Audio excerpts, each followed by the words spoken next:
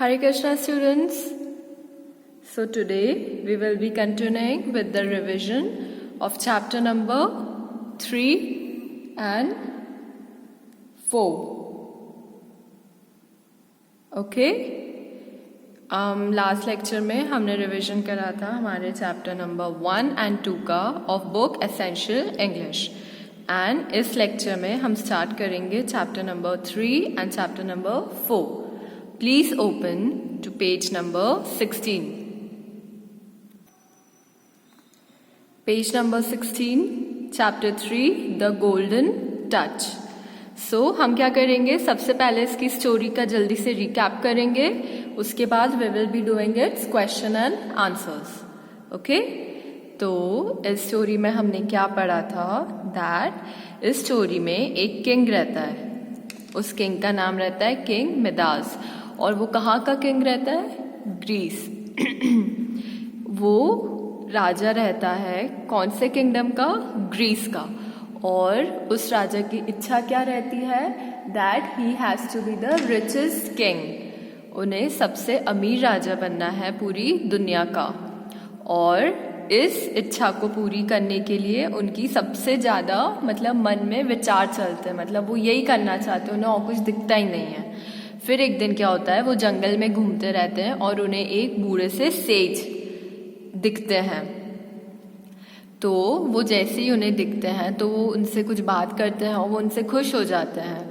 तो फिर वो सेज उस राजा को बोलते हैं कि मैं सेज नहीं हूँ, I am the forest God.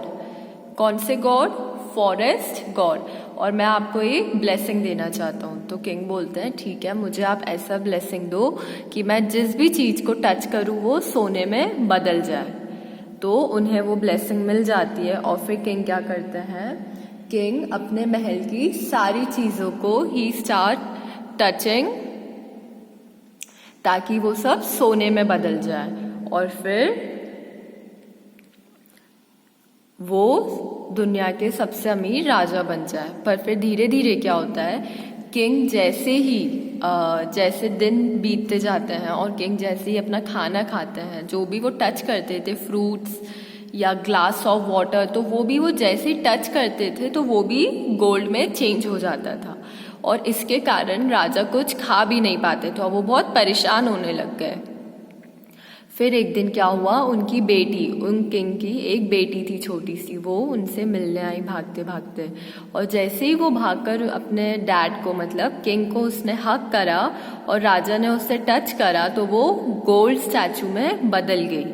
राजा जैसे ही उसने, किंग मिदास ने ये देखा, वो बहुत अपसेट हो गए और वो एकदम से उस जंगल भागे जहाँ पे उन्हें वो फॉरेस्ट गॉड मिले थे. और फिर वो जल्दी से उधर भागे और उन्होंने उन फॉरेस्ट गॉड को बोला कि आप मुझे कुछ ऐसा बताओ कि ये वरदान मुझसे चले जाए, ये ब्लेसिंग मेरे से दूर चले जाए, क्योंकि मेरी बेटी सोने के स्टैचू में बदल गई है और मुझे उसको वापस से लाना है, आप कुछ मुझे ऐसा बताओ. तो वो फॉरेस्ट गॉड बोलते हैं कि आप जाइए एंड इस टाउन के एंड में एक रिवर है, उस रिवर में जाके जंप करिए. देखिए ऐसे, तो आप जैसे ही उस रिवर में डाइव करेंगे तो आपका ये जो ब्लेसिंग है ये चले जाएगा. तो राजा एक बार में उस रिवर पे जाते हैं और उसमें कूद जाते हैं. और वो जैसे ही कूदते हैं तो राजा का वो जो बून रहता है वो चले जाता है.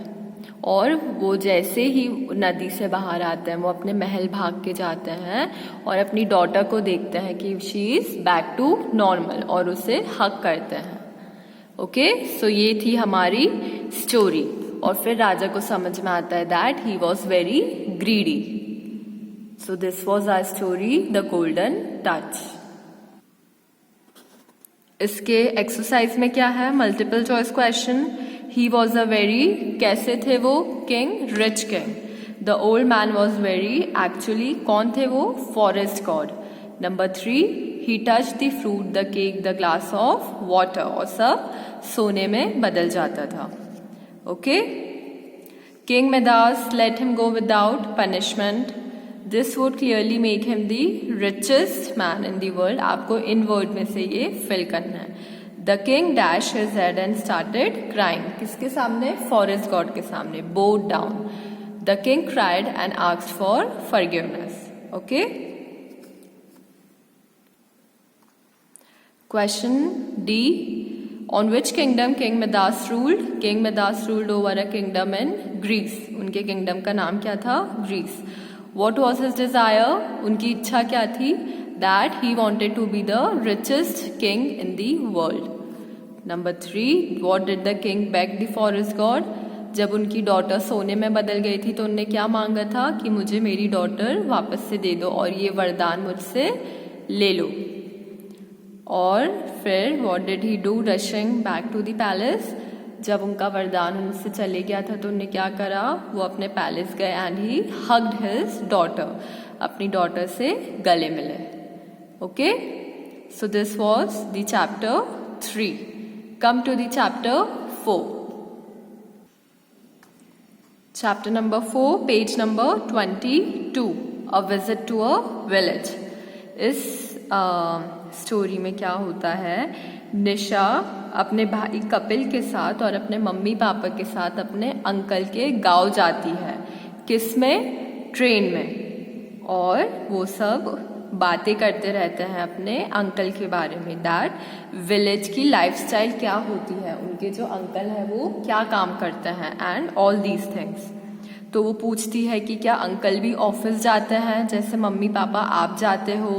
तो जो अंकल कौन सी कार चलाते हैं, वो ट्रैक्टर चलाते हैं. और जो अंकल का घर है वो क्या हमारे घर जैसा पक्का हाउस है या कच्चा हाउस है, उसमें टूल्स कैसा है, टाइल्स कैसी है. और ये सारी बातें निशा अपनी मम्मी और अपने फादर से पूछती है. और फिर उसकी मम्मा उसे बताती है कि अंकल का घर इज अ टाइल्ड हाउस. उनके गांव में वो ट्रैक्टर चलाते हैं और वो ऑफिस नहीं जाते हैं, वो खेती करते हैं. He is a farmer. और अंकल का जो घर है उसके पीछे बैठकर जो ग्रैंडफादर थे, ग्रैंडफादर मतलब निशा के ग्रैंडफादर, उसकी मॉम के फादर, वो सब बैठ के उधर कहानियाँ सुनाते थे. और फिर वो जैसे ही अपने अंकल के गांव पहुंचे, अंकल उन्हें ट्रैक्टर में लेने आए थे. ओके, और फिर वो उन्हें ट्रैक्टर में बैठाकर अपने घर ले गए. This is the story of a visit to a village. ये है एक कन्वर्सेशन जो चलती है निशा, उसके भाई कपिल और अब उसके मॉम डैड के बीच में. Okay, come to the exercise on page number 24. Multiple choice questions. Number 1, Nisha's family was going to. निशा अपनी फैमिली के साथ कहाँ जा रही थी? To a village. The big house in the village have. कैसी थी उनकी जो big house थे, उनकी roof कैसी थी? Tiled roof. Number 3, uncle and auntie used to work. वो अंकल जो आंटी थे जो गांव में रहते थे वो कहाँ काम करते थे? In a farm. Behind uncles house, uncle के घर के पीछे कौन से 2 बड़े पेड़ थे? Neem, 2 neem trees. Uncle drove the children home. Uncle उन सबको किस में लेने आए थे? In a tractor. Okay, questions. Why was Nisha so excited? Nisha was so excited because she was going to the village first time, क्योंकि वो पहली बार गाँव जा रही थी.